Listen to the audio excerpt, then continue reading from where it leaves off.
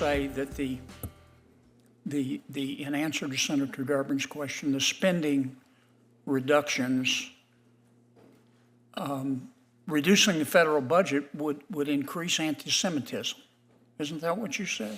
No, I did not. I said that the constant threats to cut money to the Office for Civil Rights and the Department of Education prevents the federal government from adequately investigating anti-Semitism and other hate crimes on college campuses. So you think one way to stop anti-Semitism is to give people more money? Is that I right? think one of the ways is to actually fund people that are actually designed to investigate anti-Semitism on college campuses. What's there to investigate? We see it.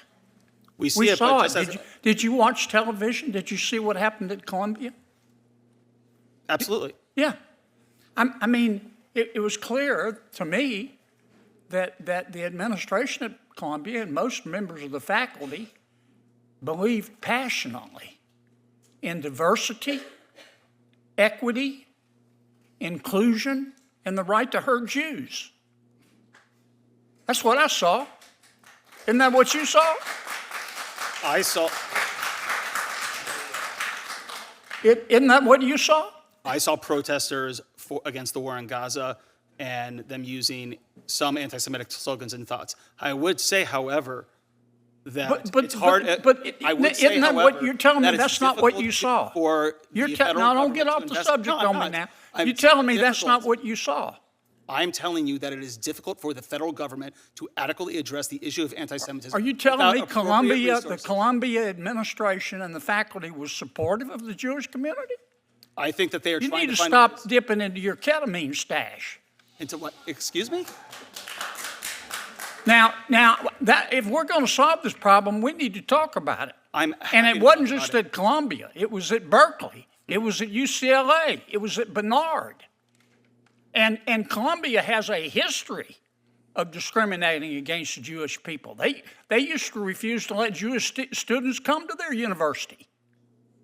Now, you can try to bubble wrap this, but that's what I saw. If you want to stop a lot of the anti-Semitism, maybe we need to stop teaching kids to be anti-Semitic. Sir, I would relish that opportunity. Let me ask you a question, Ms. Kohab. Did I say that right? Kohav. Do you think it's possible to feel compassion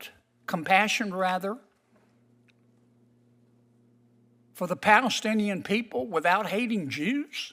Absolutely. I think that what I've seen on college campuses is a pushing of a Marxist framing of the way that you see the world. And this is not only in liberal studies departments. I've taken dance classes, I've taken creative writing classes, where your final project is literally called the political is personal. And what they're teaching you on college campuses is that the political is personal and that everything should be personalized. And there's a global north, a global south, a global right, and a global wrong. And the issue with college campuses and what's happening right now in the United States is that we're allowing ideology to drive violence. A society that says that you can commit violent acts based on your ideology because your ideology is correct is a society that's eroding. And that's what I see on college campuses. Now, you asked if I could feel Palestinian peoplehood, right? If I could feel compassion for the Palestinian people.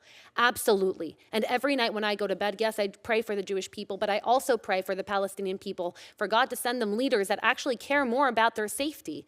Leaders that put their people's safety in order to propel an ideology at risk aren't leaders.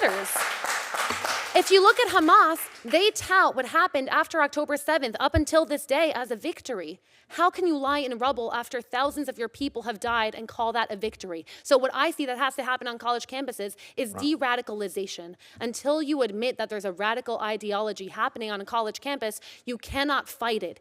You cannot fight it.